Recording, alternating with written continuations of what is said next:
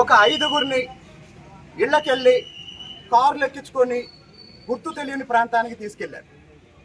తర్వాత ఇంకొక 4గురిని ఇళ్లలో నుంచి బయటికి రాకుండా నిర్బంధించి వాళ్ళ ఇంటి ముందు పురుషుల్ని కాపలా పెట్టారు, రౌడీల్ని కాపలా పెట్టారు. 10 గంటలకు ఎన్నికలు, మేమంతా ఇక్కడికి వచ్చాం. ఎన్నికలు పెట్టండి అని మేము అడుగుతున్నాం. ఎన్నికలు పెట్టండి అని మేము అడుగుతున్నాం. ఎన్నికలు పెడితే ఎంపీ చిన్ని గారికి నష్టం ఏంటి? ఎందుకు తిరువూరులో మెప్మా ఎన్నికలు జరగకుండా ఎంపీ చిన్ని గారు అడ్డుపడుతున్నారు? ఎందుకు ఆ ఎన్నికల్లో పాల్గొనాల్సిన సభ్యత్వం ఉన్న వాళ్ళని, సభ్యుల్ని ఎందుకు కిడ్నాప్ చేయించారు? ఇవన్నీ ఏంటి? ఇవన్నీ బాధితాయుతమైన శాసనసభ్యుడిగా ఇవి జరగకూడదు. కాబట్టి దీన్ని భవిష్యత్తులో ఇలాంటిది ఇంకో విషయం, ఒక మహిళ నాయకత్వంలో పేకాట శిబిరం నిర్వహిస్తున్నారన్న విషయం 3 నెలల నుంచి నేను ఎక్కడ మాట్లాడలేదు.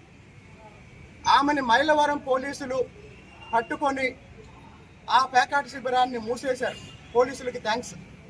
కానీ ఆ మహిళ మీద కేసు ఎందుకు పెట్టలేదు? ఆ మహిళ వారానికి 4 రోజులు ఎంపీ గారి ఆఫీసులో ఎందుకు కూర్చుంటుంది? ఆ మహిళ ఇతరులను కలుపుకొని తిరువూరు టౌన్లో చేస్తున్న అసాంఘిక కార్యక్రమాలకి ఎవరు బాధ్యత వహిస్తారు? నేను శాసనసభ్యుడిని 2 సంవత్సరాల నుంచి చంద్రబాబు నాయుడు గారి ఆశీర్వాదంతో, తిరువూరు ప్రజల మద్దతుతో ప్రజల్లో ఉండి పనిచేస్తున్నా. నేనేమన్నా తప్పు చేస్తే కొలువుపూడి శ్రీనివాసరావు ఈ తప్పు చేశాడని ఒక ఫ్లెక్స్ పెట్టండి. లేదు, ఫ్లెక్స్ డబ్బులు నేను ఇస్తా, కొలువుపూడి శ్రీనివాసరావు చేసిన తప్పులు ఏంటో ఒక లిస్ట్ చెప్పండి. మీరు చేసే అరాచకాలు నేను సాక్ష్యాలతో సహా చెప్తున్నా. అలాగే కొంతమంది తిరువూరులో అధికారులను పిలిపించుకొని డబ్బులు ఇవ్వమని బెదిరిస్తున్నారు. ఈ రోజు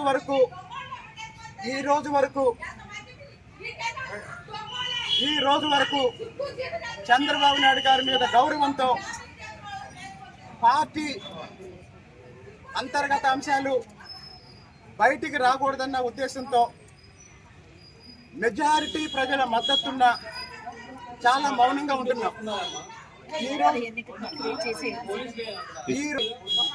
ఈ రోజు నుంచి తిరువూరులో ఎలాంటి అసాంఘిక కార్యక్రమాలు జరిపినా, ఎలాంటి చట్ట వ్యతిరేక కార్యక్రమాలు చేసినా, బయట వాళ్ళు ఇక్కడ తిరువూరులో ప్రశాంత వాతావరణాన్ని చెడగొట్టినా, మళ్ళీ చెప్తున్నాను,